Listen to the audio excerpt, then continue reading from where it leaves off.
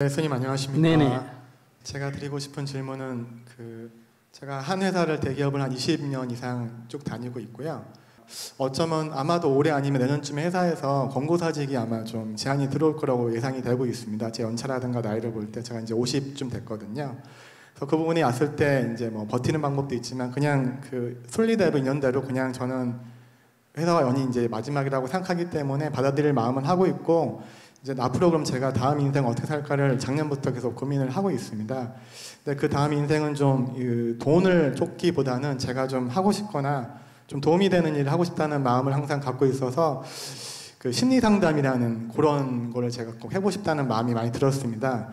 그렇게 알아보는 과정에 좀 고민이 하나 생겼는데요. 좀 대학원을 들어가고 거기 석사를 받고 논문을 쓰고 또 자격증을 따려면 최소 2년 반 정도의 시간을 제가 좀 투자를 열심히 해야지, 뭐 물론 100% 되는 건 없지만 최소 그 정도 시간이 필요하다는 걸 알게 됐습니다. 그런 일을 위해서 제가 2년 반씩을 투자할 수 있는 정도로 제가 그 마음이 간절한지, 그런 가치가 있는지에 대해서 계속 스스로 자문하는데 결론이 잘 나지 않아서 그 부분에서 좀 스님의 고견을 한번 여쭤보고 싶어서 질문드리게 됐습니다. 2년 반이라는 게 시간이 너무 길어서 그래요? 네, 그게 뭐 짧다면 짧고 길다면 긴데 많이 1년이다 그러면 바로 저는 고민 없이 할 수 있을 것 같은데, 아무래도 저도 이제 50대 들어가는 나이고 2년 반이면 거의 50대 중반에 가까워지다 보니까 조금 그런 거에 대한 부담감 뭐 그게 있어서 좀 그게 계속 좀 고민이고 좀 바로 결정을 잘 못하고 하고 있는 상황입니다. 그럼 자기가 사람의 몸 아픈 거를 좀 치유를 좀 도와주겠다. 그래서 의사 자격을 따야 되겠다. 이러니까 6년이다. 그 1년 만에 좀 주면 안 되나? 이런 생각을 하면 욕심이잖아요. 네, 욕심입니다. 그런 것처럼 사람의 몸도 그런데 사람의 마음을 다스리는 그런 심리 상담을 하겠다면서 그걸 1년 만에 따겠다. 그 욕심 아닐까? 욕심이고 사실 물리적으로도 안 되는 상황으로 판단하고 있습니다. 네. 그러니까 그런 역할을 하겠다면 시간을 좀 충분히 가지고 접근을 하는 게 좋죠. 왜 그러냐면 내 혼자 하는 일이면 뭐 잘 못해도 괜찮아요. 내가 농사를 짓는다. 그러면 농사 망치면 내가 손해보면 되잖아. 근데 의사 같으면 남의 몸을 만지기 때문에 병을 잘못 다루면 안 되잖아요. 네. 그런 것처럼 남의 심리를 상담하면서 잘못하면 안 되잖아요. 그런 건 충분히 뭐 어떻게 해도 부족할 수는 있지만 그래도 사회에서 인정하는 어느 정도의 자격을 따는 정도의 공부를 하고 사람을 다뤄야지, 그 사람을 그냥 이렇게 함부로 다루는 것은 바람직하지 않다. 그래서 기간이 길다 하면 자기가 포기를 하든지, 안 그러면 그걸 하려면 그 정도의 시간은 받아들여야 되지 않을까. 또 자격증을 못 따면 또 1년 더 연기해야 될 수도 있고, 그 정도로 감안해야 될 것 같은데, 이게 왜냐하면 사람을 다루는 문제잖아요. 잘못된 길로 인도하면 안 되잖아요. 네, 스님 말씀 듣고 마음이 잘 결정돼서 감사하고요. 추가 질문 하나만 드리고 싶은데, 언제 스님 법문 듣다가 어떤 봉사 부분에 심리상담도 좀 앞으로 필요할 것 같다고 말씀을 전 하신 거를 몇 번 들었거든요. 근데 막연하게 어떻게 도움이 될지가 몰라서 혹시 좀 만일에 필요한 봉사가 심리상담을 할 수 있다면은 어떤 방면이 좀 구체적으로 말씀해 주시면 저도 조금 더 그 일을 하는데 더 원을 세우고 할 수 있을 것 같아서 여쭤보고 싶었습니다. 미래에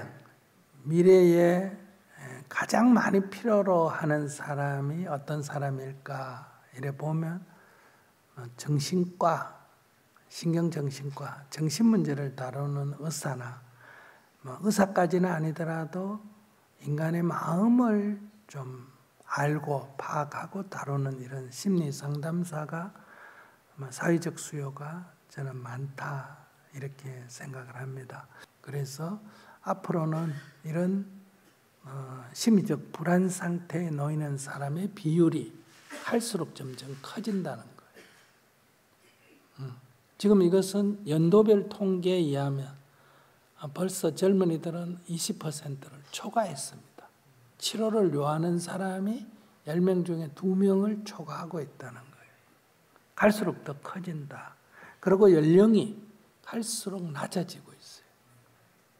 자살하는 아이들이 뭐 저는 적어도 20살 넘어서 자살하거나 했는데 이제 10대로 내려오고 이게 이제 10대 밑으로까지 지금 위험이 번지고 있다. 이런 얘기요. 그럼 이런 문제를 해결하려면 가장 좋은 것은 이제 산모가 아기를 가졌을 때 심리가 안정이 돼야 된다. 이게 첫째고. 근데 요즘은 이제 산모가 아기를 가지고도 회사 다니거나 부부간의 갈등이거나 삶의 문제 때문에 스트레스를 굉장히 많이 받기 때문에 이제 뱃속에 있는 태아의 심리적 불안을 이제 야기시키는 거예요. 그러니까 육체적으로 신경 예민 증상하는 아이들이 많이 태어난다. 이런 얘기예요. 그래서 이 태교가 매우 중요하다. 두 번째, 이제 애가 태어나서 3살까지 주로 자아가 형성됩니다. 우리가 보통 내다 하는 또는 야, 저 사람은 어떤 천성이 뭐 저래 하는 그 우리가 자아로 인식되는 것이 하늘에서 주어지거나 전생으로부터 주어지는 게 아니고 3살까지의 주어진 환경에 의해서 형성되는 거예요. 그런데 이 형성 과정에서 부부 갈등이 심하거나 엄마가 불안이 심하면 심리 자체가 불안정성이 굉장히 높게 형성이 되는 거예요. 자아 자체가. 이 자아 자체가 불안성적으로 형성되면 어떠냐 하면 바깥 환경이 나쁘지 않는데도 심리가 불안한 거예요. 우리 친구들이나 보면 별일 없는데도 근심 걱정이 많은 사람 있잖아요. 불안증이 많은 사람이 있듯이. 그래서 이 3살 때까지 이 자아 형성기에 억압을 하거나 학대를 하거나 불안한 환경에 놓이면 안 돼요. 심리적 안정을 가져와야 된다. 근데 이때 대부분 아이가 어리니까 뭐 모르겠지 해가지고 애 낳아놓고 싸우고 또 여러분들이 직장 다니면서 애를 팽개치고 이래서 아이가 어떤 환경에 놓인지를 충분히 모르는 거예요. 그래서 요런 대책이 있어야 된다. 그리고 이제 4살부터 이제 어린이집 가고부터 초등학교까지는 애들 보는 앞에서는 물도 한 그릇 못 마신다 이런 말 있잖아요. 뭐든지 따라 배우게 하는 거예요. 흉내내기를 한단 말이에요. 그럴 때는 부모가 약간 모범적이라 해야 돼요. 그런데 여러분들이 자녀들에게 별로 모범적이지가 않습니다. 인격적으로든 어떤 이런 도덕적으로든. 그렇기 때문에 물질적으로는 지금 많이 풍요롭지만 정신적으로는 옛날보다 훨씬 모단 환경에서 아이들이 자라게 된다. 이렇게 말할 수가 있습니다. 그래서 이 심리 불안 증상이 갈수록 커진다.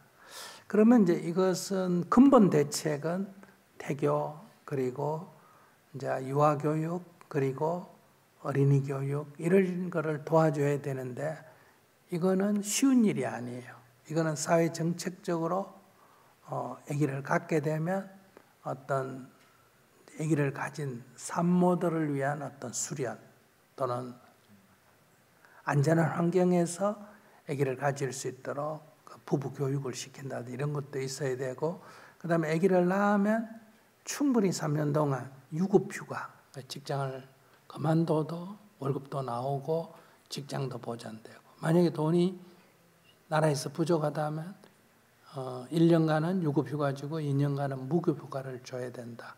무급휴가를 주는 이유는 뭐예요? 경력 단절을 막는다.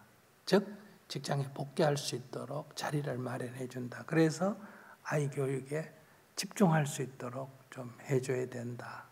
뭐 생모가 키운다고 꼭 더 좋다 이런 보장은 없지만 그래도 다른 사람보다는 어때요?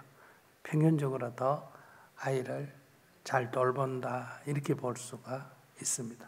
그 다음부터는 이제 유치원이나 이런 데서 이제 안전한 교육을 시켜야 되겠죠. 이런 이제 보완책이 있어야 되는데 이거는 사회 시스템이 바뀌어야 되고 또 소위 엄마 아빠들에 대한 소위 교육이나 수련이 많이 좀 이루어져야 된다. 자, 만약 이게 못 될 때, 이럴 형편이 못 될 때 두 번째 사회 정책이 뭐냐? 이 상담 심리사, 심리 상담사를 마을마다, 즉 면사무소마다 간호사 배치하듯이 배치하고 학교마다 영양사 배치하듯이 배치를 해서 아이들의 그러한 심리 불안을 조기에 발견해내야 됩니다. 조기에 발견해서 치료를 받아야 된다. 이게 안 되고 지금처럼 이렇게 방치하면 어떠냐? 자살률도 높아지고 이제 조금 더 가면 묻지마 이런 폭행, 살인 이런 사건이 계속 확대돼 나올 가능성이 있다.